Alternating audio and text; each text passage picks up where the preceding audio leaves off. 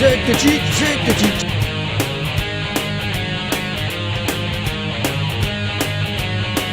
Zectetic, zectetic.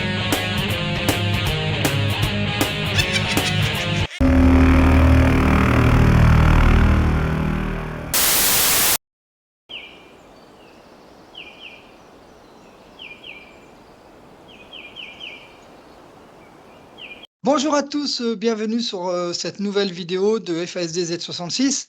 Je remercie et je reçois Anne-Marie qui va nous parler sophrologie aujourd'hui. Je ne la connais pas IRL, mais j'ai eu l'occasion de la rencontrer dans des groupes d'esprit critique, de zététique, et je lui ai proposé de venir poser son témoignage en vidéo, en visio, avec moi, et donc c'est ce qu'elle est venue faire. Veux-tu bien te présenter, s'il te plaît? Oui, alors bonjour Stéphane. Donc, comme tu l'as dit, je suis sophrologue, donc mon prénom c'est Anne-Marie. Et effectivement, je me suis inscrite sur un groupe de zététique sur Facebook et j'avais quelques questionnements par rapport à trouver les bonnes sources. Donc, je m'étais dirigée justement auprès du groupe pour pouvoir avoir l'aide dont j'avais besoin. Et c'est comme ça, effectivement, qu'on a eu le plaisir d'échanger. Et je suis très, très contente de pouvoir aujourd'hui témoigner. Vraiment, ça me fait très plaisir que tu puisses m'offrir cette opportunité-là. Je pense que ça peut être important pour d'autres personnes et même pour moi-même, en fait, pour dire vrai aussi. Oui, puisque comme on le verra au fur et à mesure de de cet échange, effectivement, les choses ont beaucoup évolué dans ta tête sur ta pratique. Ouais. Justement, en parlant de ta pratique, donc dis-nous déjà, tu es sophrologue Oui, actuellement, et oui. donc depuis combien de temps? Alors maintenant, ça fait 14 ans que j'exerce. Ouais, ça fait 14 ans. Donc l'idée, c'est que je t'explique un petit peu en fait comment j'en suis venue à la sophrologie. Hein, c'est Tout à ça? On est fait. bien d'accord? Ouais. Alors, moi, je vais expliquer de façon, comment dire, parce que c'est assez classique en fait ce que j'ai vécu, dans le sens où, bon, moi, je connaissais pas du tout le milieu du développement personnel, même sur ce qu'on va dire des thérapies complémentaires. Je n'étais pas du tout baignée dans cet univers-là en fait. Et c'était suite à un stress post-traumatique en fait. Où clairement, j'étais pas du tout bien pris en charge en fait par ce qu'on va dire la médecine conventionnelle. Donc, je pense que c'est important de le dire parce que c'est bien, enfin, c'est souvent pour cette raison que les personnes se dirigent en fait vers ces approches-là. C'est que malheureusement, il y a des failles dans notre système de soins, notre système de santé, qui a fait que du coup, effectivement, moi aussi, je me suis dirigée ailleurs parce que j'ai pas eu ni l'empathie, ni la bienveillance, ni la compassion. Enfin, voilà, c'était assez même catastrophique la façon dont j'ai été accueillie face à ce stress post-traumatique.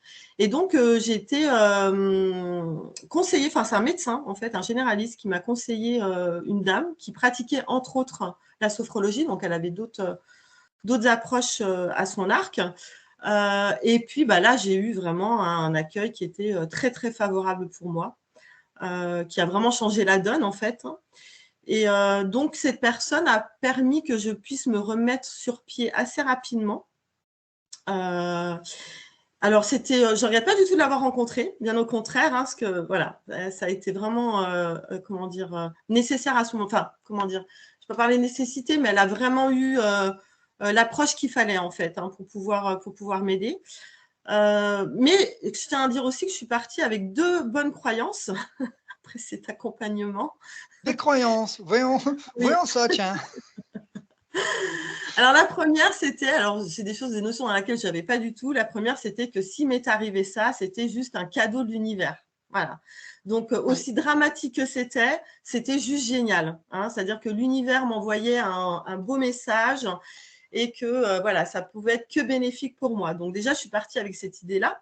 Donc c'est vrai que sur le coup, c'était assez, j'ai envie de dire, réconfortant au final, face au drame que je vivais, de me dire, bon, finalement, c'est un mal pour un bien. Donc c'est vrai que je suis repartie un peu avec ça.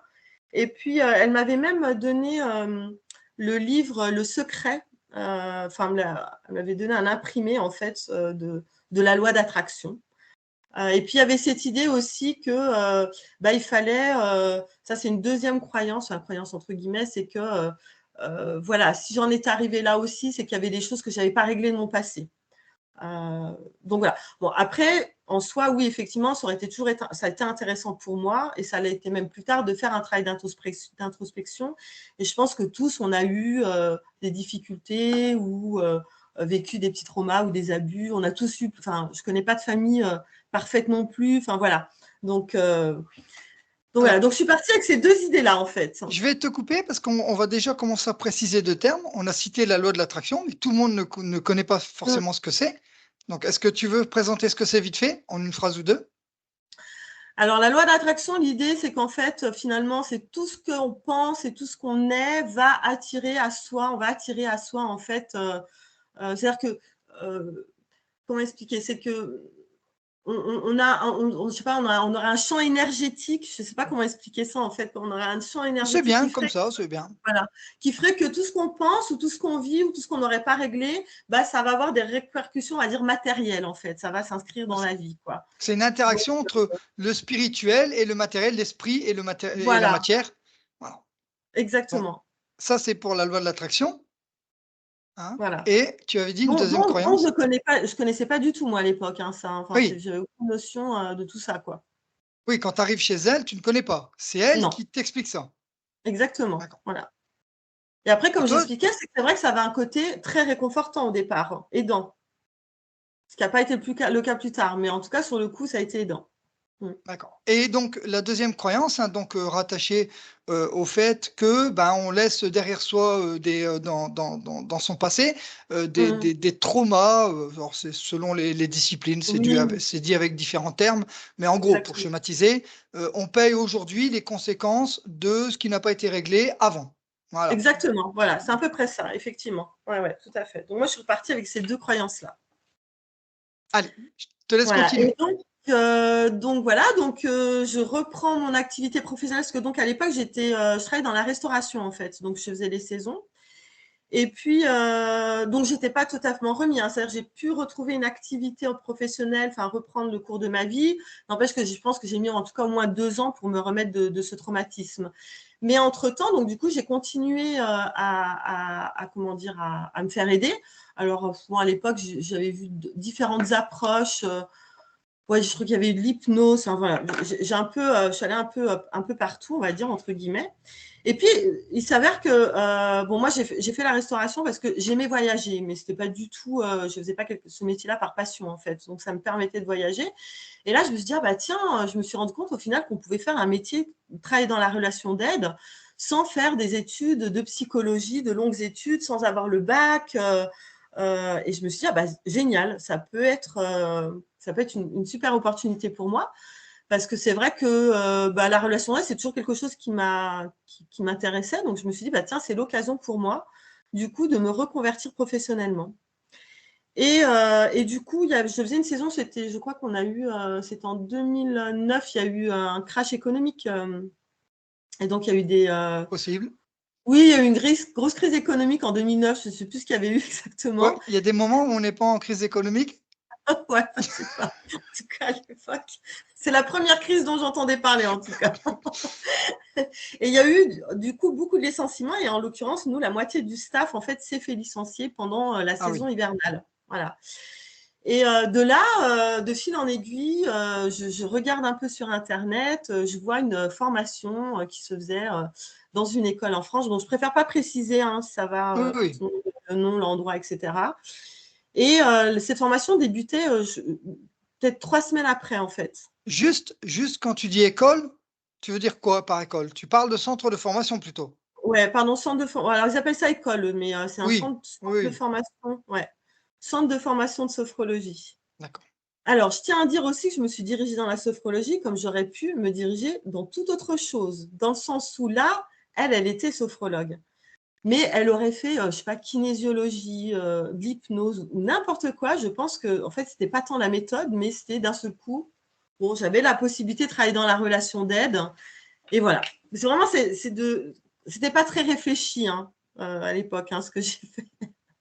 C'était C'est plutôt souvent le voilà, une cas. succession de. C'est souvent le Et cas. donc, je me suis inscrite à cette école 3 semaines après un cursus démarrait, en fait. Et voilà, j'étais partie pour une année. Alors là, c'était une année parce que du coup, c'était en accéléré. Normalement, c'est à peu près 2 ans. Enfin, je dis normalement parce qu'on peut être formé en très peu de temps en sophrologie pour 59 € même, pour vous dire. Donc, il y a un peu de tout et n'importe quoi, ça on y reviendra. Et donc là, j'ai fait cette formation en fait pendant 1 an, où je travaillais encore la semaine et les week-ends, donc on avait ce temps de formation. Donc moi, je débarque dans un univers finalement que je ne connais pas du tout. Je ne connais pas du tout, qui me paraît hyper complexe. Alors c'est vrai que maintenant, ça me fait presque rire. Parce que moi, alors déjà, moi, je croyais naïvement de rentrer dans ce qu'ils appelaient une école scientifique. Et oui, évidemment. Voilà. Donc ça, c'est un peu déjà le premier problème. C'est qu'en fait, on te vend ça comme une approche scientifique. Alors d'ailleurs, j'ai ressorti, c'est un bouquin, c'est un peu la Bible dans notre domaine. C'est la sophrologie, en fait, les fondements et les méthodologies, en fait, qui a été écrit par le docteur Patrick André Chénet, en fait. Et donc, bon, bah, ça, c'est une lecture qu'on nous conseille, en fait, quand on commence la formation. Et donc, le docteur Patrick André Chénet, lui, se réfère vraiment à la méthode cassédienne, en fait. Donc, en fait, quand bon, déjà, on regarde l'ouvrage, on se dit, waouh, Oui, c'est un beau pavé quand même. On se dit, là, il y a du lourd, quoi. Oui. Donc, moi, vraiment, j'ai l'impression de faire un truc hyper sérieux, quoi. Et en plus, il y a plein de néologismes. Alors, donc, du coup, j'y comprends rien du tout. Bien sûr. Je me dis, waouh, c'est vraiment.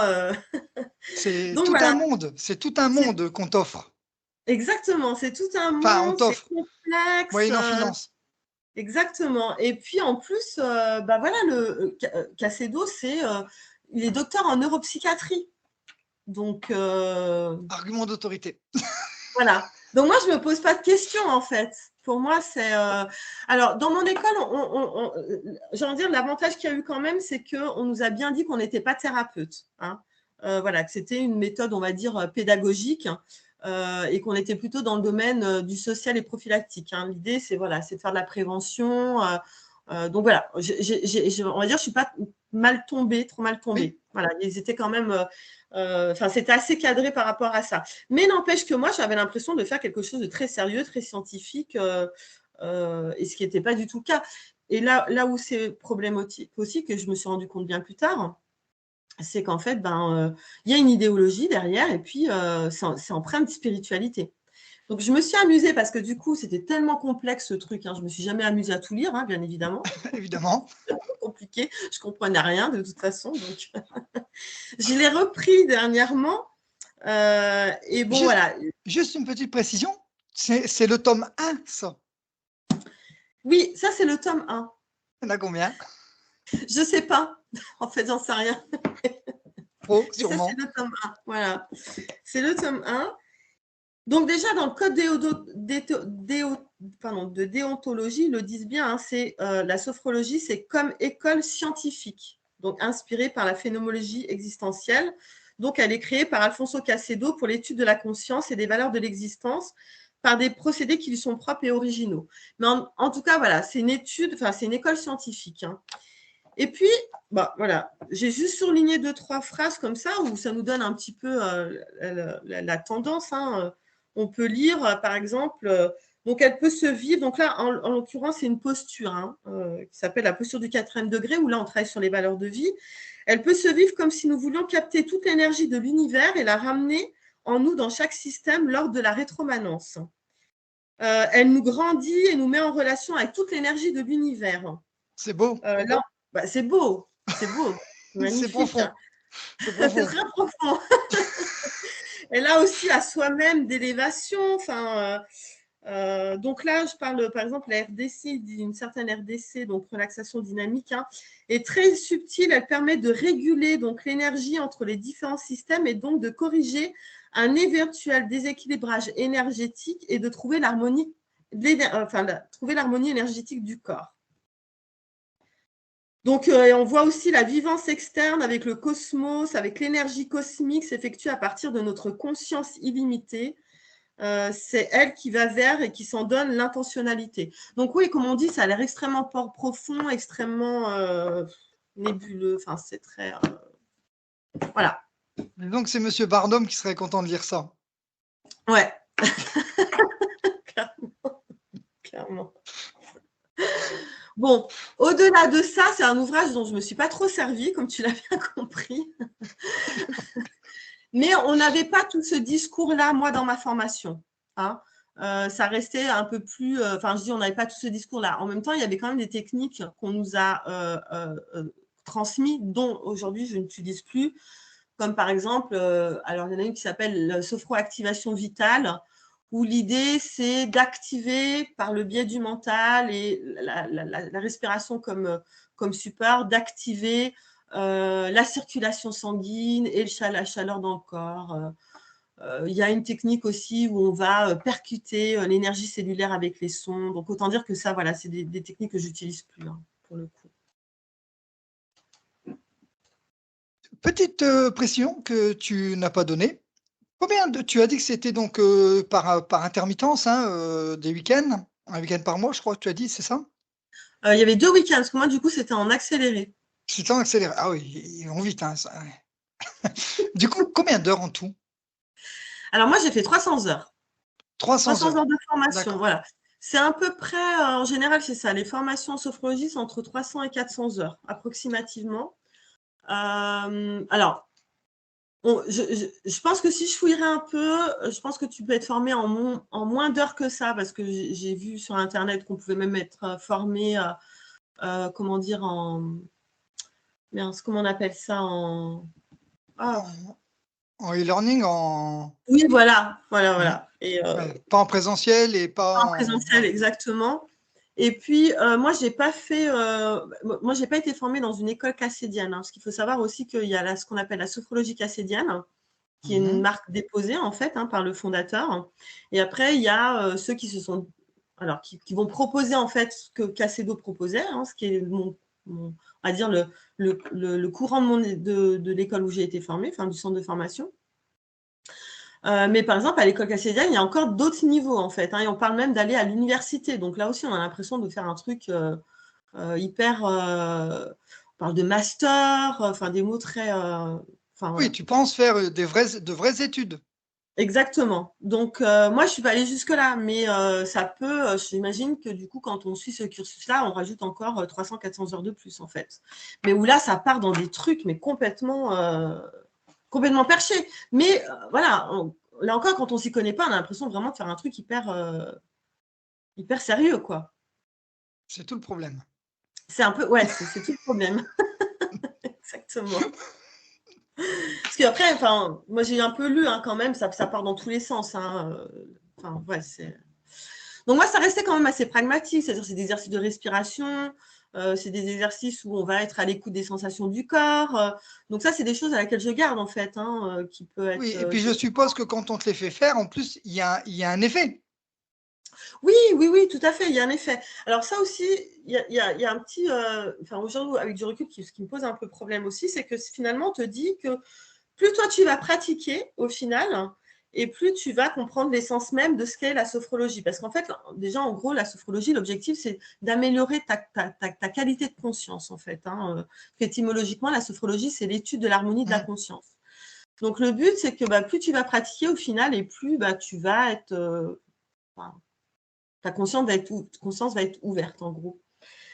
Et en fait, donc, dans cette idée, c'est que plus tu pratiques, et plus finalement, tu vas être bon sophrologue. Hein, c'est un peu l'idée, quoi. Mais sauf que, enfin, c'est pas parce que tu pratiques que non, que tu es, comment dire, bon, c'est même pas le mot bon qui vient de dire, mais professionnel, en fait, j'ai envie de dire. Parce que je peux très bien, demain, je sais pas, moi, aller tous les jours nager. C'est pas pour autant que je vais être compétente pour être maître nageur, par exemple. Non. Non. Voilà. Donc, en fait, on te vend un peu le truc aussi, c'est-à-dire qu'il y a un aspect théorique, mais essentiellement, on te dit, plus tu vas pratiquer, en gros, c'est plus tu travailles sur toi, et plus tu vas être amené à pouvoir finalement transmettre ça aux autres. Ça me rappelle beaucoup ce qu'on dit dans les écoles pour le coup, et centres de formation aussi, mais écoles aussi, d'ostéopathie, Mmh. où on dit ça aux ostéopathes. D'ailleurs, coucou Arthur, si tu regardes, mais on Je dit ça savais aussi, bien aussi on dit voilà, le ressenti, tout fonctionne avec le ressenti, ça va. Plus vous allez faire et plus vous allez améliorer votre ressenti. C'est voilà. exactement ce qu'on dit en fait. Hein. Alors, sachant que là, la nuance, c'est qu'en sophrologie, il n'y a pas de ressenti propre dans le sens où le sophrologue n'a pas pour lui-même un ressenti qui va être donner une indication à l'autre. Hein. Je ne sais pas comment t'expliquer. C'est-à-dire que quand tu accompagnes quelqu'un, bon déjà nous on accompagne par la voix, hein, c'est-à-dire qu'il n'y a pas de toucher, il n'y a pas de toucher, il n'y a pas de et il n'y a pas d'interprétation, c'est-à-dire que on va pas dire oui moi par rapport à ce que je ressens, je vais poser tel diagnostic ou tel avis ou tel conseil en fait. Hein. On n'est pas dans cette démarche-là en sophro. Mais il y a quand même cette idée que plus on travaille sur soi et plus on va être quand même des sophrologues compétents, quoi. Mmh. Et du coup, on donne des techniques Oui. de respiration essentiellement. Respiration, des techniques d'écoute du corps, donc sensations corporelles, des techniques de méditation, de contemplation, visualisation, relaxation. Donc, en gros, c'est à peu près ça. Voilà. Ouais. Et qui peut être très intéressante. Hein. Je veux dire, c'est toujours intéressant, rien que dans le cadre du bien-être, développer sa capacité de détente. Ça peut être intéressant aussi d'être à l'écoute de son corps, de ne pas aller au-delà de ses limites, en fait. Ou même d'être à l'écoute de ses besoins fondamentaux. À quel moment j'ai faim, à quel moment j'ai la satiété, à quel moment j'ai besoin d'aller me reposer. Donc, voilà, c'est des techniques qui peuvent être très, très intéressantes. Donc, du coup, j'ai fait cette école donc, qui, comme je disais, qui a duré une année.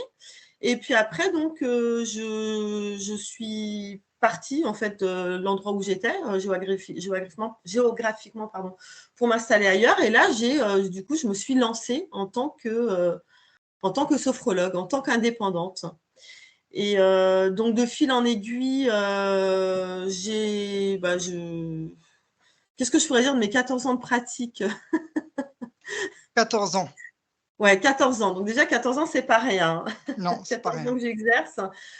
Alors, ça a été avec des hauts et des bas. J'ai envie de dire que j'étais très enthousiasmée de faire ce métier. Après, comme tout indépendant, c'est pas toujours évident.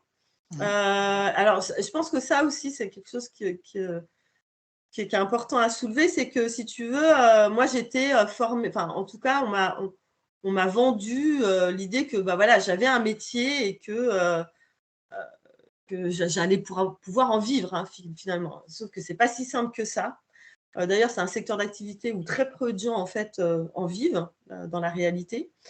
Et puis, je pensais que naïvement, bah, j'allais voilà, avoir un espace, louer un espace, que j'allais faire une petite plaque, distribuer 2-3 cartes de visite et voilà que le chemin allait se faire tout seul. Sauf que non, j'ai été confrontée à la réalité. Donc, la réalité n'était pas du tout celle-ci. Non. Alors, bien évidemment, avec un sentiment de culpabilité, parce que je me disais, bah, si ça ne fonctionne pas, c'est de ma faute. C'est de ta faute, bien sûr. Ouais, c'est moi qui fais pas les choses correctement, d'autant plus que, bah, si tu veux, même en parlant avec d'autres au début, bah, tu as l'impression qu'en fait, tout le monde s'en sort au final, parce qu'évidemment, on ne va pas te dire, bah non, bah, écoute, moi, ça clapote aussi, Ah non? je galère, j'y arrive pas.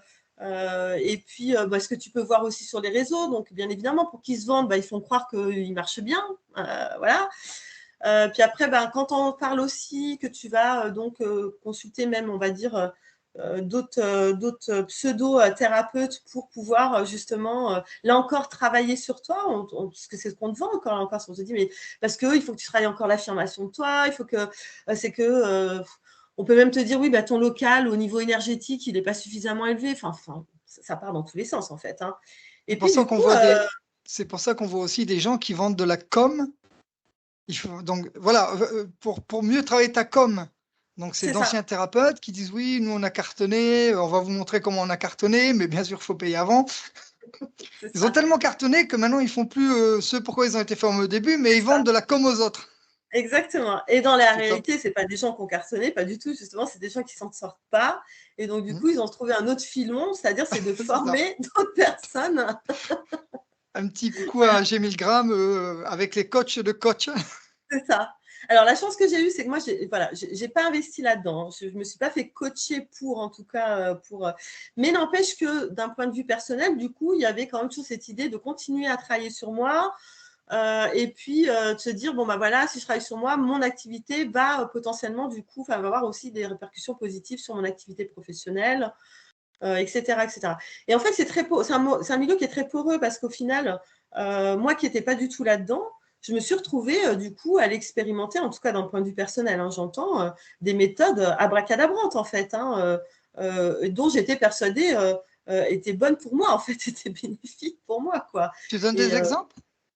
oui, alors moi j'ai un peu tout essayé, hein, faut déjà que je me souvienne, mais j'ai fait enfin, ça s'appelle le Rebirth, ça c'est la respiration. Euh, Ah, Rebirths, Rebirth, voilà. J'ai fait du Renaissance. Rebirth, voilà. J'ai fait Ouais. du Rebirth. J'ai fait un ou deux voyages chamaniques. J'ai fait des constellations familiales. Ah oui. Je suis allée voir aussi une fois un magnétiseur. Qu'est-ce que j'ai fait d'autre Ouais, j'ai un peu touché à tout, hein, mais la danse des 5 rythmes. J'expérimentais un peu. Ça Oui, parce que m'amusait comme, beaucoup, hein, au final. comme Hein. tu as dit tout à l'heure, et on va rester sur le fil, hein, mais comme tu as dit tout à l'heure, le truc, c'est que c'est très empreint de spiritualité au final. C'est Et que ça. toi, au début, tu rentres, on te parle d'une démarche scientifique, et qu'un peu à la fois, exactement à l'instar d'Isabelle, coucou Isabelle, à l'instar d'Isabelle, un peu à la fois, tu te retrouves dans cette spirale où tu ne C'est t'en rends ça. pas compte, mais tu commences Exactement. à ouvrir d'autres portes qui sont déjà ouvertes, en fait, euh, par toi-même volontairement. Tu fais pas Mhm. preuve d'esprit critique, puisque tout se passe bien, et que voilà, il y a un conditionnement, et je vais pas entrer là-dedans, Mhm. mais plein de choses rentrent. C'est Et ça. donc, ça te donne envie de les tester. Donc, là aussi, je suppose des dépenses. Oui, oui, oui. Alors, beaucoup de dépenses, hein, beaucoup de Ah oui, dépenses. Hein. Oui, oui. Alors, pour le coup, alors maintenant, aujourd'hui, je me suis un peu. Mais quand j'ai déconstruit tout ça, je t'avouerais que j'ai eu un moment où j'étais très, très en colère hein, parce que je me disais, mais tout ce fric que j'ai passé là-dedans, bah, j'aurais mieux fait de le mettre ailleurs, quoi. Hein, avec du recul. Parce que dommage j'ai pour fait la aussi. maison et la nouvelle maison et la nouvelle voiture. C'est ça, exactement. Donc, voilà, oui, parce que bon, déjà, ma formation de sophrologue m'a coûté des sous. Alors, bon, il y a eu ça, mais il y a le fait aussi que du coup, je me suis. Alors, le truc aussi un petit peu insidieux, c'est que vu que tu fonctionnes pas trop bien, enfin, en tout cas, que tu fonctionnes pas très bien, que tu en vis pas très bien, tu te dis, et ça, ils font tous la même erreur aussi, hein, je peux l'observer, hein, bah, en fait, il faut se former encore à d'autres techniques. Il faut avoir Oui. d'autres Il faut se cordations d'âge. spécialiser. Exactement. Donc, du coup, tu repayes encore des formations pour avoir d'autres techniques à la clé. Donc, tu as la première, la deuxième, la troisième, la quatrième. Alors, c'est bien, hein, ça fait bien sur le CV. Hein. C'est-à-dire que si la personne, elle va sur ton site, elle te dit waouh, oh, elle a fait tout ça, quoi, hein, avec des termes très pompeux. Donc, on a l'impression que du coup, la personne, elle a fait une multitude d'études et qu'elle est hyper calée dans le domaine, quoi. Hein. Donc voilà, donc j'ai mis beaucoup d'argent là-dedans. Et puis après, à titre personnel, effectivement, parce que du coup, j'ai fait des stages, j'ai payé des pseudothérapeutes. Donc oui, oui, c'est une manne financière. Oui, Je parce pense qu'on que se rend mis pas bout à compte, mais bout, quand, pardon, excuse-moi, on se rend pas compte, mais quand on te dit des trucs comme ça, on parle de loi d'attraction, etc. Forcément, ça n'a rien à voir avec ton métier, mais toi, tu te questionnes sur toi-même en même temps, et c'est une c'est ça. évidence. C'est Ouais. une évidence. Donc, Mm. tu as besoin aussi d'explorer ce côté-là. Oui. Mais oui, donc c'est de ma faute. Donc, si c'est de ma faute, peut-être j'attire pas les bonnes choses. Comment Mhm. j'attire les ondes positives, etc., etc., Ouais. etc., etc. Ouais. Donc Ouais. oui, les deux côtés vont ensemble. Mm. Et c'est là où nous, on sait maintenant, enfin, nous, on sait quand on est de l'autre côté de la barrière que tout ça, ça s'auto-alimente en fait. Oui, oui, tout à fait. Tout à fait. Tout à fait. Mais c'est vraiment un cercle vicieux en fait. Hein. Et puis du coup, on a amené aussi, alors ce qui se passe aussi, c'est qu'après, bah, quand tu es dans ce domaine-là, tu es amené à fréquenter des personnes qui sont dans ces croyances-là aussi. Donc en fait, tu te nourris les uns des autres en fait de tout ça. Hein. C'est-à-dire que moi, si tu veux, mon univers, alors non, je ne vais pas dire que tout tournait autour de ça. Heureusement, j'avais d'autres passions aussi à côté. J'avais d'autres personnes dans mon entourage qui n'étaient pas forcément baignées complètement là-dedans. Mais n'empêche que ça faisait quand même partie, c'était une bonne partie finalement de mon univers et professionnel et personnel au final. Mm. Et Euh, j'ai une question parce que tu viens de dire quelque chose qui m'interpelle. Quand tu dis j'ai des passions, j'ai d'autres personnes autour de moi qui ne sont pas là-dedans, est-ce que quelqu'un, à un moment donné, te dit, t'allume des red flags? Est-ce que quelqu'un te dit, mais est-ce que tu te rends compte de ce que tu fais? Est-ce que quelqu'un te prévient, essaye de te mettre en garde? Non? Dans ton non, parce que entourage? je dirais que j'ai pas été trop perchée. Voilà. Et en Oui. plus, non, mais en plus, le pire, c'est que moi, j'étais persuadée. Alors, c'est ça aussi qui est très rigolo. C'est que moi, j'étais persuadée de ne pas du tout être dans un univers de spiritualité. Hein. Parce que quand je parlais de ma profession, mais c'est ça qui est paradoxal, après coup, j'en rigole, mais parce que même qu'il y a des, tu sais, même si d'un point de vue personnel, j'ai expérimenté des choses un petit peu, voilà, dans mon cadre professionnel, moi, je voulais que ça reste très pragmatique. Donc, si tu veux, même quand on proposait des collaborations avec, par exemple, justement, des personnes qui faisaient du chamanisme ou des choses comme ça, moi, je disais non, non, non, surtout pas. Je ne veux pas être identifiée à ça. Moi, la sophrologie, c'est quelque chose de très pragmatique, etc. Donc, si tu veux, quelque part, je n'avais même pas conscience, en fait, de l'empreinte spirituelle qu'il y avait sur moi. Et dans mon quotidien, si tu veux, je ne faisais pas de prosélytisme auprès des gens et je n'avais pas un comportement qui était trop, enfin, même qui n'était pas du tout. Donc, si tu veux, non, on ne m'a pas fait de remarques parce que ça restait, j'ai envie de dire, par rapport à d'autres personnes que j'ai pu observer, voilà, ça restait soft, on va dire. Oui. Est-ce que tu penses que quelque part tu as été préservé parce que tu avais peut-être, bon, je vais le dire mal, mais en gros, hein, pour schématiser, pour que tout le monde comprenne ce que je dis, est-ce que tu penses que tu as été préservé parce que tu avais un esprit très cartésien, très comme malgré tout? Alors, je pense qu'il y a deux choses qui m'ont préservée. Il y a effectivement, je pense que j'ai quelque chose, enfin, dans ma personnalité, il y a une partie de moi qui est très cartésienne et qui aime pas qu'on lui dise les choses sont comme ça. Dans le sens où il faut toujours un moment, parce que même des stages que j'ai fait, hein, j'avais plutôt tendance des fois à ramener ma fraise alors que j'aurais mieux, enfin, on me demandait plutôt de me taire. Donc, je suis plutôt quelqu'un qui est du genre, ah oui, c'est noir, t'es sûr que c'est noir, voilà. Il y a ça, et je pense aussi, et ça, je pense que ça m'a pas mal sauvé parce que, enfin sauvé entre guillemets, enfin sauvé surtout les personnes que j'ai accompagnées, c'est qu'on peut très vite tomber dans une posture de gourou quand on est là-dedans, parce que Mmh. quelqu'un qui a besoin de reconnaissance, etc., ça peut être on peut très vite, j'ai envie de dire, choper le melon entre guillemets. Mmh. Et je pense que ça, c'est quelque chose qui m'a toujours un peu effrayée, c'est-à-dire que j'aime bien faire mon métier, mais si tu veux, je m'identifie pas à ça non plus. C'est-à-dire que j'aime bien aider les gens, mais il faut pas que ça devienne un truc comment dire que j'ai pas envie de sauver l'humanité. Enfin, je sais pas comment t'expliquer. Tu Oui, vois, tu n'as pas le syndrome du héros. j'ai pas le syndrome du héros. Donc, je pense que ça aussi, ça a permis que j'ai pas trop de déviance. Oui. Voilà, je dirais que c'est les deux paramètres. Quand tu parles d'effet gourou, justement, oui, c'est parce que aussi les gens qui viennent te voir, c'est des gens qui sont en difficulté. Complètement.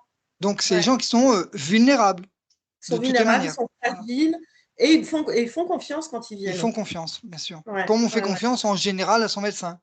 Exactement, tout Hein. à Et fait. donc, effectivement, l'emprise peut se faire rapidement. Complètement. Ouais, ouais, ouais. Ouais. Et comme je dis, ça peut être, comment dire, très tentant, mais sans s'en rendre compte, forcément. Hein. Mais comme je te dis, c'est quelqu'un qui a besoin un petit peu de reconnaissance et puis qui a besoin de faire du bien, entre guillemets, ou même qui s'identifie. Parce que si tu veux, moi, pour avoir pas mal fréquenté justement ce milieu-là, et d'ailleurs, j'ai coupé les liens avec certaines personnes à cause de ça, c'est qu'il y a un moment, pour eux, c'est presque une mission et ils se disent des êtres spirituels, ils s'identifient vraiment à ça, en fait. Et c'est là où ça devient dangereux. Mmh. Mmh. Oui, disons que l'équilibre avec le côté professionnel, j'ai une méthode, je délivre ma méthode, et le côté spirituel, la recherche de soi-même, etc. Mm, Oui, on peut vite, avec les biais de croyances, etc., on peut vite glisser fortement du mauvais côté et ne ouais, pas se rendre compte bien et sûr. partir effectivement dans des perchitudes, dirait un ami à moi. Ouais, Mais on c'est s'en rend ça. pas compte et c'est C'est dangereux, ça. surtout qu'on aide des gens vulnérables, donc ça Mm, peut faire cascade. Et c'est très. Alors, là, tu travailles. Donc, tu as fait ta formation, tu travailles pendant des années. Hein. mhm, Euh, Est-ce que tu as des moments comme ça où tu sais que il y a des choses, donc on en a déjà parlé ensemble, mais mm. on sait hein, que c'est pas une déconstruction sur une donnée, c'est pas une donnée qui t'a fait dire Ça, voilà. c'est- Mais est-ce que tu as souvenir, est-ce que tu peux localiser dans le temps quelques petites choses qui t'ont fait quand même dire, il y a un truc là. Ouais, oui, oui. Alors, il y a eu, il y a plusieurs éléments en fait. On va dire déjà qu'il y a eu un. Alors, comme je disais, moi j'ai toujours eu un peu l'esprit un peu critique, entre pas assez, manifestement, mais voilà. Oui, mais bon. Et puis, il y avait déjà eu une première formation que j'avais fait, une formation qui était sur une journée en fait, parce qu'en fait, bon, la chose qu'on n'a pas précisé, c'est que moi je travaille en Suisse.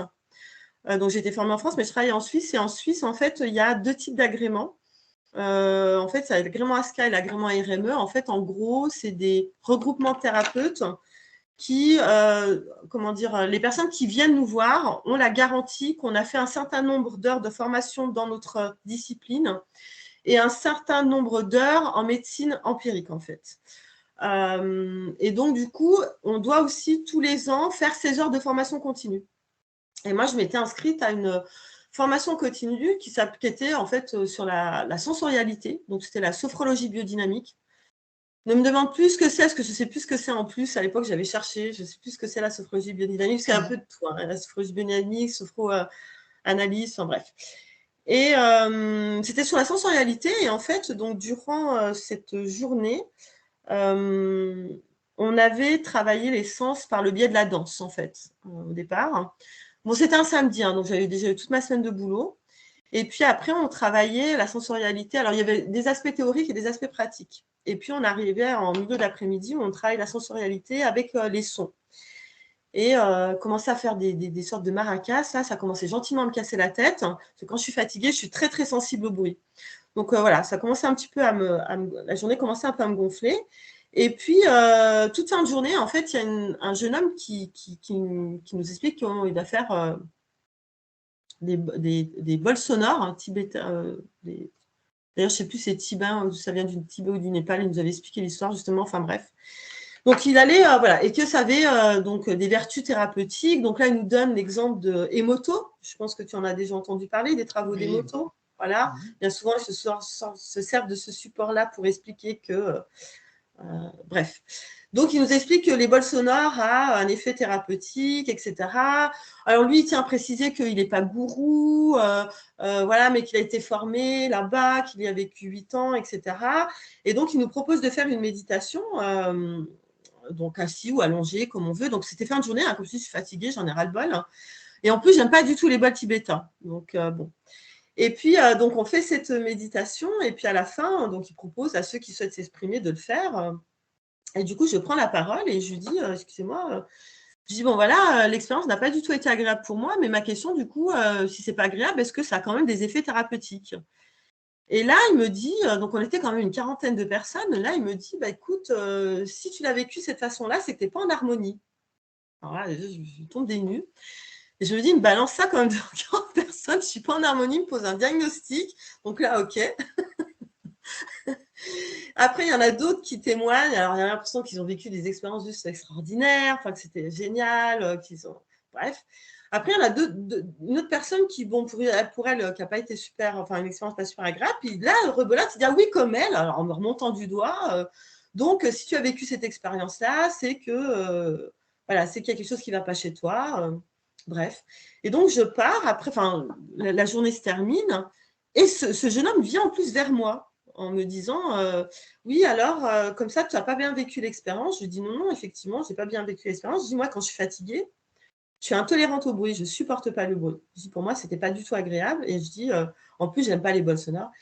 Il me dit, oui, mais bon, donc il réitère comme quoi, voilà, il y a des choses à réharmoniser chez moi et que là, il me propose finalement de faire un soin, de venir me voir faire un soin.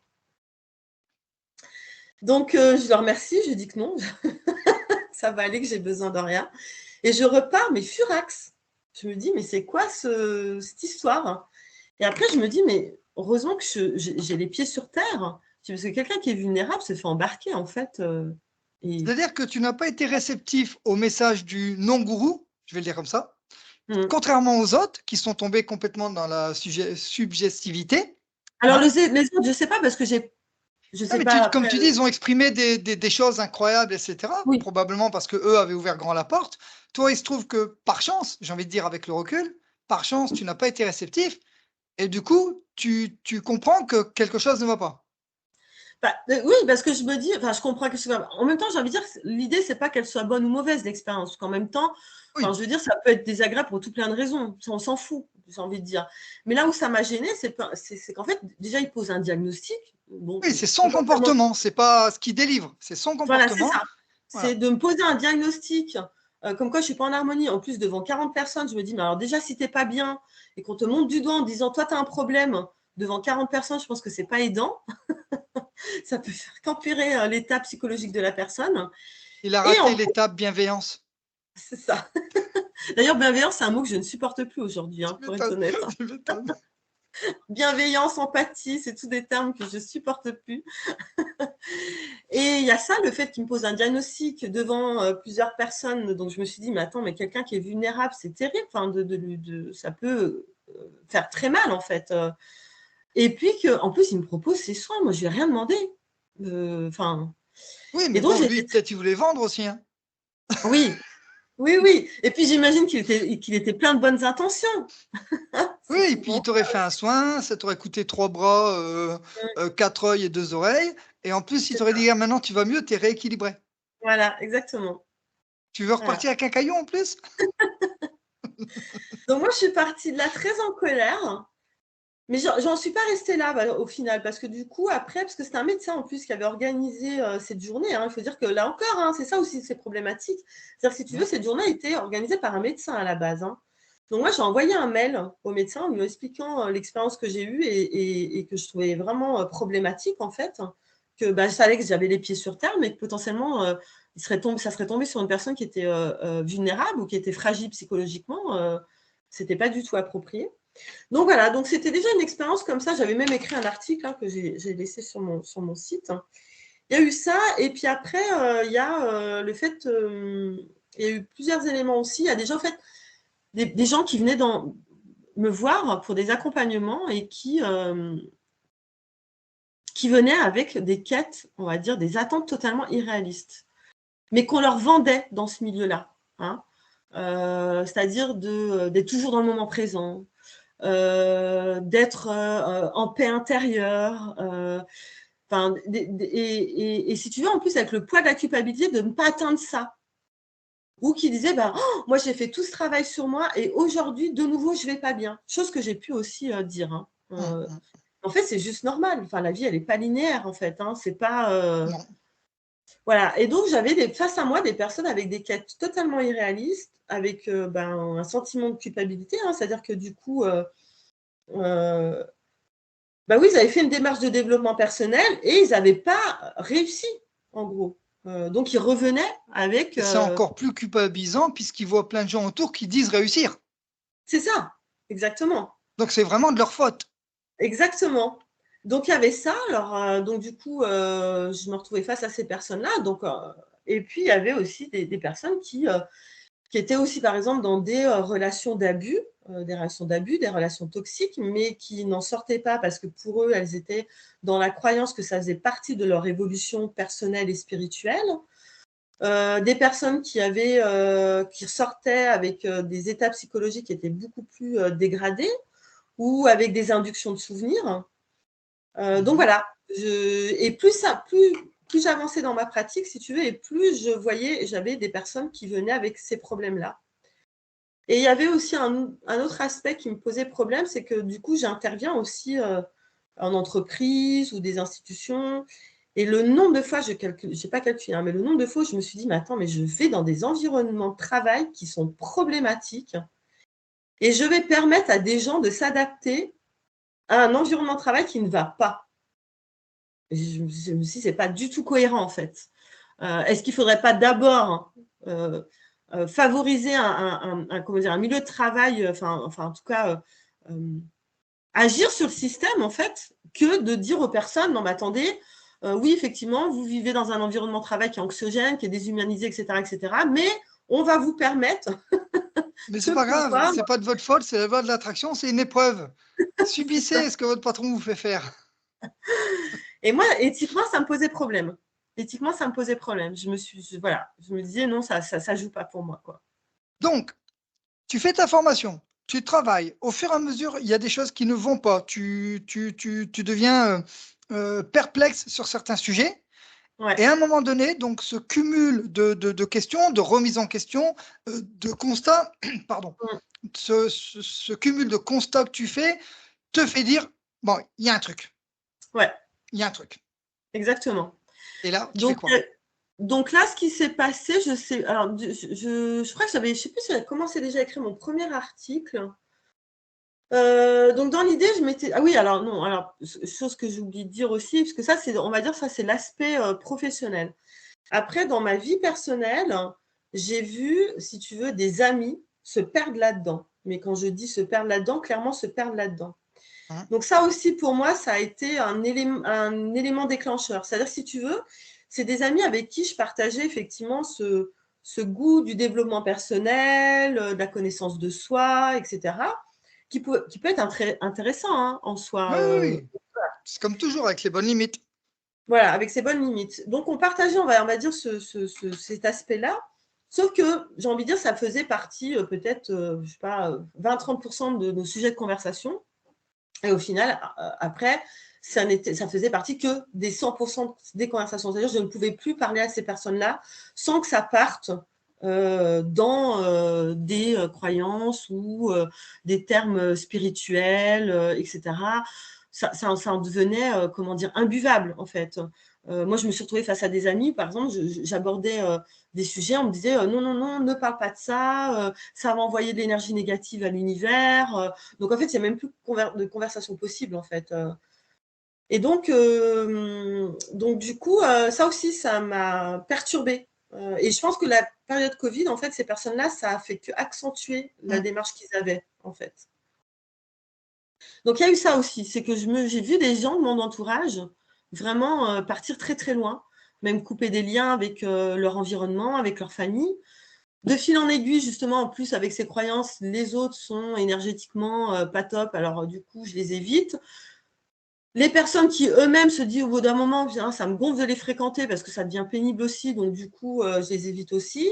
Donc, c'est des personnes qui se retrouvent totalement, en fait, Isolés. isolées, Et en ça les fait. rend encore plus vulnérables à ce genre de choses, ce genre de comportement, ce Exactement, genre de discours. c'est ça. Donc voilà, donc il y avait ça aussi que je pouvais observer autour de moi, dont des amis que malheureusement j'ai perdus, hein, et que ça n'a pas été facile hein, émotionnellement, hein, du coup, d'observer ça.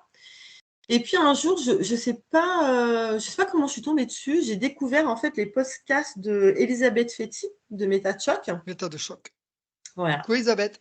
Et là, je fais un grand coucou, effectivement, et je pense qu'elle a contribué à vraiment à la déconstruction des croyances de beaucoup de monde. Hein. Elle vraiment, je trouve son travail est formidable et j'espère qu'elle va continuer dans sa lancée parce que. Et donc, de là, je me suis mangé podcast sur podcast sur podcast sur podcast. Et là, c'est une claque, deux claques, trois claques, quatre claques. Là, par contre, là, c'était l'effondrement, pour le Oui. coup. Oui, parce que c'est toujours très difficile de déconstruire ce qu'on a construit dans sa tête, tout un système de croyances sur lequel reposent tes pensées d'aujourd'hui, sur lequel repose ton métier, toi, puisque toi, en Ouais, plus, c'est ton métier. c'est Donc, ça. plein de choses. Donc, toi, ça, vraiment, ça, j'imagine bien que l'impact était, ouais, était fort, ouais, Ouais, ouais, ouais, pour le moins. c'est ça. Bon, Oui, oui, non, ça a été une période qui était. Là, on va dire que je commence à aller mieux depuis, on va dire, 6-7 mois. Mais oui, parce qu'on va dire ce cheminement, ça fait à peu près 1 an et demi euh, où là, je suis en pleine déconstruction. Hein. Comme tu l'as compris, ça a pris pas mal mhm, d'années, ça s'est fait de fur et à mesure. Mais ça fait, oui, peut-être 6 mois que émotionnellement, je le vis beaucoup mieux, mais ça a été très, très, très compliqué parce que c'était vraiment, pour moi, déjà professionnellement, comme tu dis, c'était mon métier. Enfin, ça l'est toujours. Hein. Et puis, c'était un de mes fondements. Et il y a un truc que je voulais dire aussi, je me suis dit, ça c'est important aussi que je témoigne, c'est qu'il y avait cette idée qui est très égocentrée, hein, au final. C'était cette idée, c'est comme si, quand tu es dans ce milieu-là, enfin en tout cas, moi c'est comme ça que je l'avais vécu, j'avais acquis le savoir. mhm. Parce que j'ai tellement travaillé sur moi, j'ai tellement que j'avais comme trouvé la vérité. Je ne sais pas comment te dire. Alors, moi, je n'avais pas de Dieu ou de ci ou de mi, je ne sais pas comment expliquer, mais c'est quelque chose que c'est difficile de mettre des mots dessus. Mais j'avais atteint un certain savoir. C'est très. Et en fait, je me suis rendu compte que dalle, j'étais dans une Bon. ignorance totale. Oui, en Là, fait, c'est c'est le terrible. principe même des biais de croyance et du système de croyance, c'est qu'en fait, tu vas renforcer inconsciemment tout ça et ça va devenir les fondements, des fondements, c'est ce qu'on dit, de tes croyances. Et du coup, tu as l'impression que tes croyances, tu ne sais même pas toi que c'est des croyances d'ailleurs, puisque comme tu dis, pour toi, c'est du savoir. Et tu as Ouais, l'impression que ces fondations, elles sont fortes, très c'est ça. fortes. Et là, tout à coup, quelqu'un vient, mais Elisabeth, en l'occurrence, elle met un coup de massue et la moitié de tes fondements s'écroulent. C'est Donc, ça. c'est toute une vie qui s'écroule presque, on pourrait dire comme ça. C'est Ouais, ouais, ouais. tout un Et poids qui. Je c'est comprends que ça va intéressant être comme tu difficile. dis. Parce qu'effectivement, c'est ça, c'est vraiment cette idée qu'en fait, toi, tu as l'impression d'être sur une base de connaissances, alors que, comme tu parlais de savoir, et en fait, alors que tu es sur une base de croyances. Ça n'a rien à voir du tout. Donc là, je Donc me là, suis tu te rendu remets compte en que question. Et là, mm, à force d'avaler les podcasts d'Elisabeth, tu c'est commences ça. à comprendre plein de choses. Là, Ouais. pour le coup, tu commences à être dans le savoir, entre guillemets, hein, du coup. Mm, En tout cas, tu commences à faire la distinction entre le savoir et la croyance. exactement. Voilà, tu commences à comprendre les ressentis. Oui. Voilà, qu'on peut absorber des idées, juste en les croyant et qu'on les tient pour vraies et pour absolument vraies même parfois. Mm, mm, mm, Bref, mm. tu remets tout en question et là, tu découvres du coup, ce qu'on appelle, nous, en général, l'esprit critique, la zététique et tout ça. Exactement. C'est-à-dire que de fil en… Alors, je tiens aussi à préciser que ce qui m'a aussi beaucoup aidé, c'est que j'avais par contre une amie qui était dans le milieu aussi, qui a déconstruit ses croyances en même temps que moi. Donc ça a été vachement aidant, hein, faut le dire. Hein. Parce que du coup, j'étais pas toute seule et on était deux justement à déconstruire tout ça. Donc Dans du coup, dans dans la même excuse-moi, mais là, ça m'intéresse beaucoup, dans la même pratique que toi? non, alors si tu veux, elle ne travaille pas dans le milieu, enfin, elle ne travaille pas dans D'accord? le milieu. Si elle s'est formée à quelques techniques, mais si tu veux, ce n'est pas son activité D'accord, principale. C'est d'accord, une activité en plus. Et elle, par contre, d'un point de vue personnel, pareil, elle a expérimenté énormément de choses, en fait. d'accord. Donc, Mais elle était vous avez échangé quand tu dis, elle a déconstruit en même temps que moi, vous avez déconstruit ouais, ensemble? ouais, à la Ensemble, même d'accord, période. Mais vraiment d'accord. ensemble, parce que du coup, c'est là où je rebondis, c'est qu'on s'échangeait justement les podcasts d'Elisabeth Fetty, entre autres. On Ça s'est aide. intéressé, ouais, on s'est intéressé à la philosophie, à la zététique, etc. Donc, si tu veux, s'échangeait des vidéos, des réflexions. Dès qu'on se voyait qu'on parlait en partait en balade, du coup, on déconstruisait ensemble tout ça. Donc, c'est hyper aidant. C'est vraiment très, très aidant. Ouais, je vais bien croire. Donc, du coup, voilà, donc je me suis effectivement intéressée à la zététique, je me suis inscrite, du coup, enfin, je me suis introduite dans les groupes de zététique qu'il y a sur Facebook, je me suis intéressée à Richard Monvoisin, bon, voilà, j'ai écouté la Tronchon-Biais, enfin, tout ce qu'on connaît dans cet univers-là. Et puis, ouais, un aussi qui m'a pas mal aidé aussi en termes de déconstruction aussi, c'est Albert Muckelberg aussi. Je me suis beaucoup Mhm. intéressée aussi à ce qu'il fait. Donc voilà, de fil en aiguille, tu es amené en fait à rencontrer un autre univers, mais qui est dans une démarche d'esprit critique et une démarche scientifique qui n'a plus rien à voir au final. Mhm. Qui n'a plus rien à voir. Et il explique bien cet univers, ce que tu as vécu. C'est, Oui, il a les mots sur des choses que tu n'avais pas forcément les mots toi à l'époque. Tu peux exactement. expliquer maintenant des phénomènes que tu as vécu, que voilà, et dire ah ouais, ouf, j'étais là quoi, j'étais là Ouais. dans ça. Les Mm. pseudosciences, je suppose que tu savais pas trop ce que c'était avant. Non, Donc pseudosciences, tous les termes scientifiques repris, voilà, toute la sémantique qui est utilisée, on en parlait au début de cette vidéo. ouais, Donc toute la sémantique qui est utilisée pour noyer le poisson, qui veut absolument rien dire. Hein, exactement. on les absorbe quand on est croyant, on les absorbe comme des vérités, mais une Mm. fois qu'on se penche dessus avec de l'esprit critique et de l'objectivité, on se rend compte qu'en fait, ça veut absolument rien dire. Exactement. Donc, ouais, je vois Non, le non, parcours et ouais. c'est important de le signaler parce que s'il y a des gens qui ont l'occasion de voir cette vidéo et qui passent par là, c'est vrai que ça fait mal aussi, faut le dire aussi. Mm, mm, mm. Ça fait mal. Moi, je suis tombé dans la désinformation, moi. Ouais. Je sais que ça m'a fait mal de déconstruire la désinformation, alors qu'en plus, moi, je connaissais déjà la zététique, mais j'ai Mm, fait mm. l'erreur de ne l'arrêter qu'au paranormal, comme c'était l'usage à l'époque, hein, parce que ça fait très longtemps. Et quand il y a eu l'essor d'Internet, de YouTube et tout, je tombais dans la désinformation. Et ouais, ça m'a fait mal de me dire, je me suis fait avoir comme un poisson, Ah un oui, lapin oui, de six oui. semaines, quoi. C'est ça. Ouais, ouais. Ça fait Oui, mal. ça m'a fait le même effet. Hein. C'est-à-dire que je m'en suis voulu. Je me suis dit, mais comment j'ai pu être aussi naïve. Enfin, j'étais très en colère après moi. J'étais très en colère aussi. Et le problème, c'est qu'en plus, le problème, c'est que je ne pouvais pas être en colère contre quelqu'un de spécifique ou une institution. Parce que c'est quelque chose, c'est un domaine en plus qu'on retrouve dans. Enfin, malheureusement, aujourd'hui, on le retrouve partout, toutes ces croyances New Age. Hein. Donc, j'avais pas. Je ne pouvais pas me dire je suis en colère après ça. Tu vois, c'était quelque chose de large. Et là, c'était compliqué, du coup, de même d'avoir une action, parce qu'au final, si tu t'es fait abuser, tu peux, je sais pas, moi, porter plainte. Il y a des actions que tu peux mettre en place. Mais là, en colère contre qui, contre quoi, c'est tellement, tellement vaste, en fait. Et puis, ce qu'il faut dire aussi, une notion que j'avais pas connaissance et qui pour moi, qui a été identifiée, c'est ce qu'on appelle l'escalade de l'engagement. Et c'est vrai que quand tu es dans ce milieu-là, tu as tellement investi du temps, de l'énergie, de l'argent, etc. Ben, c'est compliqué de se dire, ouais, ben, faut que t'es dedans. Enfin, moi, si tu veux, moi, je surferai quand même. Et je pense que quand on déconstruit ça, on est face à cette situation-là. C'est-à-dire, c'est soit je fais l'autruche et je fais comme si j'avais rien vu. Là, tu te retrouves en dissonance cognitive. Ou soit, bah, il y a un moment, tu te dis, bon, bah voilà, ok, ma cocotte, maintenant, tu ne peux pas continuer à ignorer tout ça. Et il va falloir, du coup, t'informer plus. Moi, Et, j'aime bien dire, c'est une phrase que je dis souvent et j'aime bien, qu'est-ce que je fais de ces informations? Qu'est-ce que j'en fais maintenant? OK, maintenant ouais, je sais, maintenant j'ai compris, j'ai identifié, qu'est-ce que je fais de cette information maintenant? Et toi, mm, comme tu dis, c'est ton métier en plus. ouais, Donc, difficile, quand c'est ton métier, ça remet, vraiment beaucoup de choses. Ça remet mm, ta personnalité, en question, mais aussi ton travail et donc ton équilibre de vie et comme tout le monde, mm, tu as des factures. Ouais, on vit pas dans un monde, hein, exactement. il faut Ouais, payer, il faut peut-être des enfants, je ne sais pas, un foyer en tout cas à entretenir, et tu te dis: «Mais comment je fais?» Alors c'est ça. justement, question, qu'est-ce que tu as fait? Alors, ce que j'ai fait,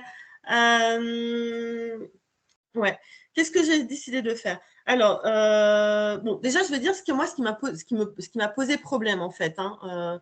Déjà, on va dire, en sophrologie, aujourd'hui, ce qui me pose problème, c'est que du coup, c'est vendu comme une méthode scientifique. En tout cas, dans la communication, c'est comme ça qu'on le vend. Donc ça me pose problème. Donc, et puis que du coup, il y a une empreinte spirituelle. Donc moi, déjà, par rapport à ça, comme j'ai expliqué tout à l'heure, il y a des techniques que je n'utilise plus. Hein. Il a fallu vraiment que je fasse un point. Qu'est-ce que je garde? Qu'est-ce que je garde pas? Donc c'est là d'où aussi mon initiative de m'être approchée, enfin en tout cas d'avoir demandé le soutien à la communauté zététique, qui ont vraiment été super hein, d'ailleurs, parce que je leur ai demandé, parce que moi je savais pas où vraiment trouver les bonnes sources entre guillemets, je suis pas encore très très calée, et vraiment ils ont été super. Et pour me permettre justement de voir bah, qu'est-ce que je garde, qu'est-ce que j'enlève, est-ce que c'est cohérent, etc. Il y a un autre problème aussi qui se pose dans le milieu, je trouve, c'est qu'il n'y a aucun cadre, en fait, aucune législation, enfin, il n'y a rien. C'est-à-dire qu'une personne qui va voir un sophrologue, il ne sait pas s'il a fait 300 heures de formation ou s'il a fait ça sur un week-end. C'est pas ce qu'il a appris. Enfin, voilà. N'importe qui demain hein, peut se prétendre, même sans formation, hein, dire qu'il est sophrologue. Bien sûr, c'est Ça, pas je trouve que c'est reconnu vraiment. donc Ouais, ouais, ouais. Et je trouve que c'est vraiment, vraiment, vraiment problématique parce qu'on peut voir au-delà de la sophrologie. Pour en citer qu'une, par exemple, si on prend le cas de l'Access Bar, on est formé en 7 heures avec un diplôme. Alors, ça aussi, ça fait très pompeux, hein, voilà. Un diplôme avec des prétentions thérapeutiques de fou. Enfin, c'est du grand n'importe quoi. Mais la personne qui Oui, n'est mais pas ça, du c'est tout. de la faute des médecins. Ils n'ont qu'à pas y faire 9 ou 12 ans, d'études médicales, alors qu'ils peuvent Oui, le faire en un week-end et être, c'est access vrai. bar, c'est bon, hein. En une journée, c'est. Mais ce qui est problématique, c'est que si tu veux, les personnes qui vont voir ces personnes-là, ils le savent pas. Eux, ils ont l'impression d'avoir en face d'eux des professionnels de santé, en fait. Donc ça, je Terrible. trouve ça très, très grave. Mmh. Je trouve que c'est problématique. Euh, Là aussi où ça me gêne profondément, c'est que si tu veux, maintenant avec du recul, mais moi maintenant aujourd'hui, malheureusement, j'arrive à m'en rendre compte parce que par le biais de mon activité, enfin on va dire par les années d'expérience, mais ça n'aurait pas dû être le cas en fait, et le fait aussi d'avoir fait une formation en premier secours en santé mentale. Mais donc on te dit, quand j'ai fait ma formation de sophrologie, attention, il ne faut pas, en tout cas sans que la personne soit suivie par un psychologue ou un psychiatre, on n'accompagne pas des personnes qui ont des pathologies. Ok. Bon. Mais si demain quelqu'un, enfin je veux dire, tu es sophrologue et tu sors de la formation, si demain tu es face à quelqu'un qui n'a pas été encore diagnostiqué, tu n'es même pas en capacité, toi, de détecter des signes et de dire attention, bon, moi je ne peux pas poser un diagnostic, Mais je vous conseille plutôt avant d'aller voir un psychologue ou un psychiatre. Et ça, je trouve aussi que c'est problématique. Si tu veux, aujourd'hui, comme je te dis, malheureusement, je l'ai appris par l'expérience. Et j'ai fait une formation sur la santé mentale. Mais à l'époque, quand je suis sortie de formation, je n'aurais pas été capable, si en tout cas la personne n'était pas diagnostiquée, de me rendre compte que ce n'était pas approprié. Tu vois Qu'il y avait une pathologie et que du coup, on ne peut pas faire n'importe quoi. Exactement. Alors, on n'est pas, tu ne peux pas poser un diagnostic, on est bien d'accord. Mais en tout cas, au moins, être en capacité de détecter les signes et de dire, bon, là, ça ne rentre pas dans mon champ de compétences. Voilà. Donc ça, je trouve que c'est vraiment problématique aussi. Et puis, comme je disais, c'est très poreux. Hein. Quand tu rentres après dans ce milieu-là, c'est la porte ouverte en fait à toutes les dérives. La porte ouverte à toutes les fenêtres. Ouais, exactement. Porte ouverte à toutes les fenêtres. Hein. Et puis, ce que je trouve aussi, c'est pour ça aussi que j'ai pris aussi cette initiative-là. Enfin, en tout cas, j'étais contente que on puisse faire cette interview. C'est que aujourd'hui, il y a plein de gens qui se forment à ces pseudo-thérapies en pensant avoir un métier à la main. Et si tu veux, c'est problématique. Et pour les personnes qui viennent pour se faire accompagner, et problématique pour les personnes qu'on forme à qui on vend du rêve, en fait. Oui, parce que le marché de l'emploi étant celui qu'il est, la toxicité de certains rythmes de travail, etc., donne aux gens l'envie, des fois la nécessité d'ailleurs, de se reconvertir professionnellement. Et comme ils sont exposés, ne serait-ce qu'à la télé, hein, le centre français, là, je sais comment c'est, le centre européen de formation, qui fait de la promotion à la télé, devenez naturopathe, devenez ceci, devenez cela. Oui, ils sont exposés partout. Et comme tu disais, il y a un entrisme partout, hein, que nous, quand on est de l'autre côté de la barrière, du côté esprit critique zététique, on n'arrête pas de dénoncer. Mais comme tu parlais des médecins tout à l'heure qui avaient organisé des trucs, mais on voit cet entrisme même dans le domaine de la santé. Et donc, les gens ne savent plus faire la différence. C'est même pas, ils savent plus, ils ne peuvent plus faire la différence entre ce qui est basé sur de la croyance et ce qui est basé sur des choses plus rigoureuses. Et c'est compliqué. Exactement. Et je te rejoins, bien sûr. Ouais. Et qu'est-ce qu'on donnerait comme conseil? Qu'est-ce que toi, de ton expérience, tu donnerais comme conseil aux gens qui seraient tentés d'aller se former, par exemple, à la sophrologie, mais évidemment tout ce qui est ce qu'on appelle les pseudo-médecine et pseudosciences, hein, que moi, c'est les termes que j'emploie toujours. Alors, c'est intéressant que tu poses la question parce que ça aurait été. Tu m'aurais posé la question justement il y a quelques années en arrière. J'aurais répondu déjà que bon, chacun fait ce qu'il veut. Voilà. Chacun fait son expérience. Voilà, j'aurais potentiellement pas encouragé, pas spécialement encouragé, mais j'aurais dit mais vas-y quoi. Si ça te parle, si ça.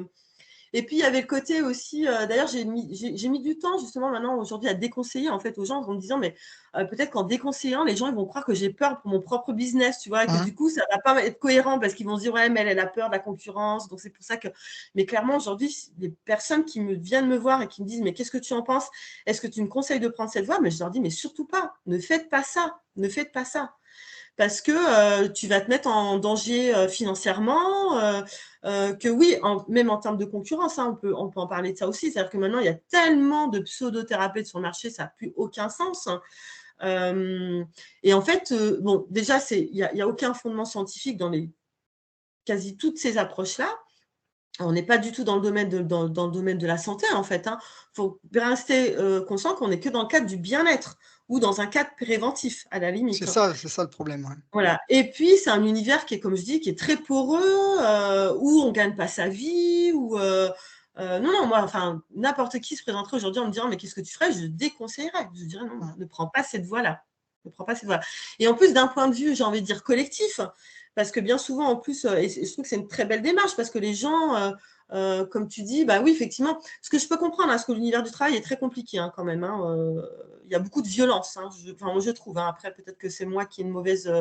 Je trouve que l'univers du travail est violent, qu'on demande aux gens d'être multipolyvalents. Enfin, c'est compliqué. C'est compliqué, je trouve. Mais moi, aujourd'hui, je ne sais même pas si j'arriverais à retravailler dans une entreprise, pour te dire. Oui. Quand tu as connu les années d'être indépendant. Donc, je peux comprendre que les gens, en fait, même ceux qui travaillent dans le système de soins, dans la santé, ils vivent des conditions de travail qui sont très difficiles. Donc, effectivement, ça fait rêver de se dire, ah bah là, je vais être dans mon petit cabinet, je vais prendre moi-même mes rendez-vous. Enfin, on a l'impression que ça va être l'idéal, mais en fait, pas du tout, ça fonctionne pas. Ça fonctionne pas comme ça. Et comme je dis, d'un point de vue collectif, est-ce qu'on n'a pas mieux compte fait finalement de former des gens finalement à vraiment comment dire, des métiers de soins de santé réels, parce qu'on en a besoin. Enfin, je sais pas Oui, si je parce suis claire. que là, on a un peu éludé pour l'instant ce domaine-là, mais avec tous les risques que ça comporte, comme on en a parlé quelques fois dans cette vidéo, mais avec tous les risques que ça comporte d'être face à des gens vulnérables. Mm. Et qu'est-ce qu'on va leur faire inconsciemment? Qu'est-ce qu'on va leur dire des fois inconsciemment? Mm. Quelles sont toutes les portes qu'il ne faut pas ouvrir et qu'on va leur ouvrir? Oui, Exactement. il faut être très, très, très, très, très, très prudent Ouais, ouais. et même si ça part, comme toujours, hein, toi tu l'as dit, Isabelle l'avait dit aussi, même si ça part de l'objectif de dire je veux aider l'autre, Mm. bah Bah, c'est même pas si aider c'est l'autre du coup, hein. ouais. Ça aide Oui, pas. et puis il y a cette idée aussi que ça suffirait à partir du moment où tu es plein de bonnes intentions. Mais en fait, ça fonctionne pas comme ça, Ouais. quoi. C'est pas parce que tu es plein de bonnes intentions que du coup, tu vas forcément faire du bien, entre guillemets, Ouais. aux gens. Mais bon, voilà, ce que je dirais aux gens, en tout cas, qui souhaitent se former, je leur dirais non, prenez d'autres voies. En tout cas, vous pouvez contribuer à aider les gens ou même au collectif par plein d'autres manières, en fait. Et puis, ceux qui, on va dire, se dirigent auprès de thérapeutes, pseudothérapeutes, c'est qu'ils soient, les points de vigilance, c'est, bon, bah déjà, si on vous parle de guérison, faut fuir. Tout ce qui est méthode rapide, miraculeuse, qui va régler tous vos problèmes, ça aussi, c'est les signes qui doivent alerter. Les red flags, comme on dit chez nous. Ouais, ouais, ouais. Quand on dénigre la médecine conventionnelle, quand on commence à vous dire oui, voilà, les lobbies pharmaceutiques, etc. Ça, c'est un truc qu'on n'a pas évoqué aujourd'hui, mais enfin, pareil, on croit sortir d'un système. En fait, il y a un système économique qui est énorme dans le système du bien-être. On retrouve les mêmes. Enfin bref. On Là, va faire le même grief. ouais.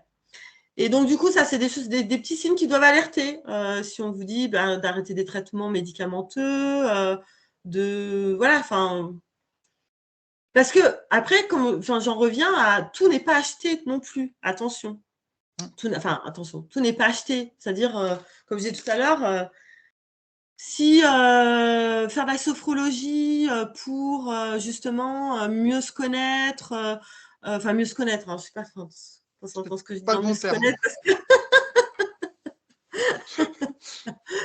mais dans le sens où ça peut être un espace de ressourcement, un espace où, comme je dis, je me connaître dans le sens où apprendre à connaître ses limites pour pas justement savoir à quel moment il faut se reposer.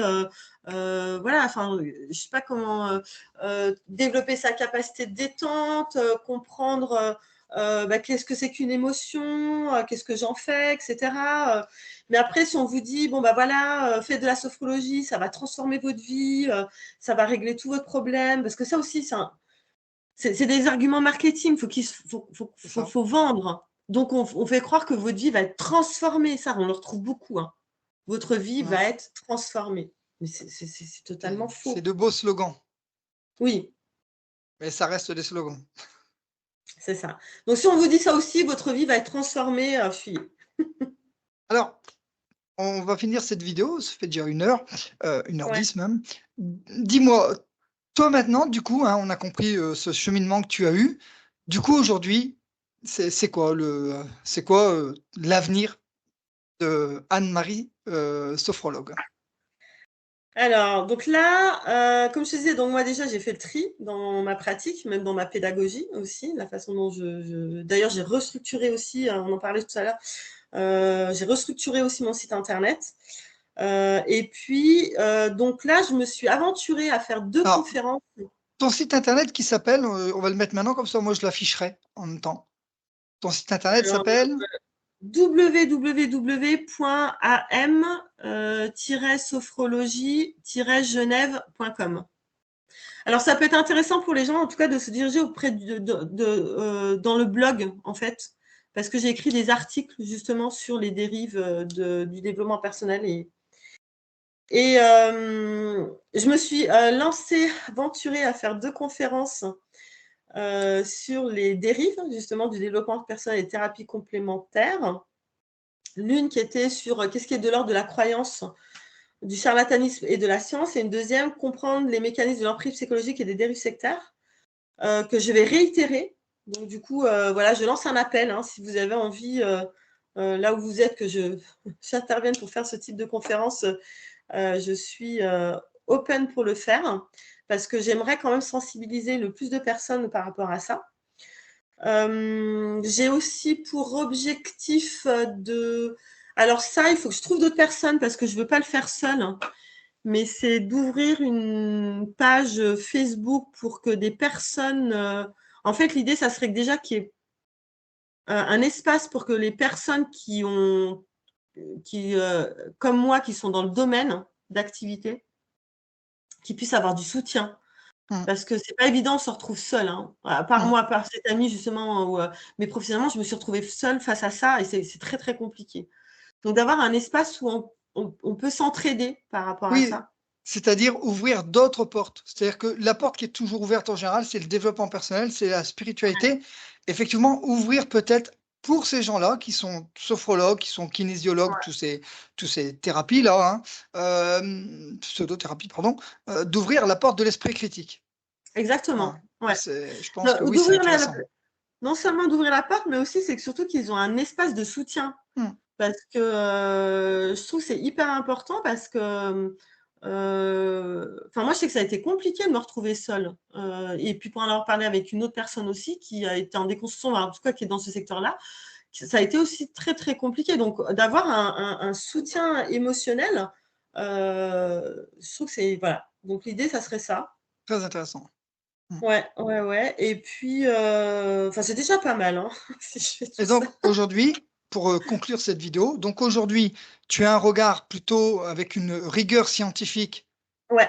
sur ta pratique et notamment, donc, nous, ce qu'on appelle ses prétentions, à savoir ce qu'elle prétend pouvoir faire, Exactement. guérir, soigner, etc., pour les autres thérapies aussi. Et donc, ça te permet de dire, OK, là, on m'a vendu de la soupe, mais elle n'est pas bonne. Je vais purger, filtrer tout ça. C'est ça. Garder un noyau plus rigoureux, faire très attention à ce que je fais, à ce que je dis, parce que non, ce n'est pas sans conséquence, a fortiori vers des gens vulnérables. Donc toi, aujourd'hui, tu en es là. Ouais. On est Et puis, d'accord. être informé justement aussi des risques. Oui. Est-ce que tu t'es rapproché de structures existantes, toi? Qu'est-ce que tu entends par structure existante? Des structures comme le GEMPI, comme… Alors, GEMPI, j'ai fait la formation, hein, justement. J'ai fait la formation sur les dérives sectaires. Et j'ai signé la charte D'accord. aussi. Après, non, alors après, pas plus que je suis pas engagée, on va dire, dans… Mais j'aimerais en tout cas pouvoir… effectivement, je ne sais pas si ça va se faire parce que je vois effectivement qu'il y a Isabelle, qu'il y a Arnaud, ostéopathe et tout ça. Si on ne pouvait pas, pas créer, je ne sais pas dire, mais en tout cas faire quelque chose de cet ordre-là qui réunirait un petit peu… il y avait aussi une naturopathe, je ne sais plus comment elle s'appelle déjà. Oui, Swan Tricoire. Voilà, Swan Tricoire. Est-ce qu'il ne pourrait pas avoir une sorte de… Bien sûr, J'avais même imaginé… C'est intéressant que les gens qui ont ouvert les yeux sur des prétentions abusives et parfois dangereuses de la pratique dont ils s'étaient engagés dedans sous couvert de mauvaises prétentions, ouais, ce serait intéressant que vous vous regroupiez et que, ouais, moi je trouve qu'il y aurait un intérêt à ça, bien sûr. Bien sûr. Et j'avais même pensé, Crit, à faire un label, tu sais, comme cette charte, finalement, de faire une charte de pseudo-thérapeute. On va dire qu'on reste dans le cadre du bien-être et qu'on s'engage à, tu toujours, j'ai envie de dire, à garder un esprit critique, à s'engager aussi, à toujours, comment dire, se renseigner sur les avancées scientifiques, etc. Je pense que ça pourrait être génial de mettre ça À aussi ne en place. à ne plus user de mots, de sémantique, de terminologie qui n'ont rien à voir. C'est Ouais, quantique, je vais travailler vos énergies, ouais. et cetera, et cetera. Ouais, je pense que ce serait déjà pas mal, ce serait un bon début. Mm. Est-ce que tu as un mot à rajouter, Anne-Marie? C'est Euh, à la fin des vidéos, c'est antenne libre. c'est antenne libre. Ouais, tu veux nous parler de ton film préféré, ton plat préféré? Non, je rigole. Attends, mais je peux, hein, mais c'est ça l'idée ou pas? Ou pas, ou pas. Non, non. Est-ce que tu as envie de dire quelque chose pour Alors, finir cette vidéo? non, c'est le seul mot que j'ai envie de dire, c'est merci. Bon. Ouais, merci Moi, de je dirais m'avoir donné merci à la toi. parole.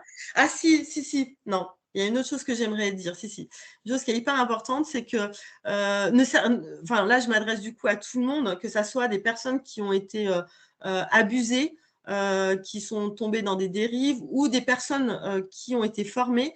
J'ai envie de dire, surtout, ne restez pas seuls. Ça, c'est vraiment le message que j'ai envie de dire, que j'ai envie de laisser, c'est ne restez pas seuls. Rapprochez-vous justement d'autres personnes. Mais pas rester seul face à ce problème-là, quoi, à ça. Et moi, je rajouterais, en tant que zététicien, n'ayez pas peur de confronter vos points de vue avec les gens qui sont pas d'accord avec vous. Mmh, Voilà, parce que tout à peut-être ils fait. ont raison.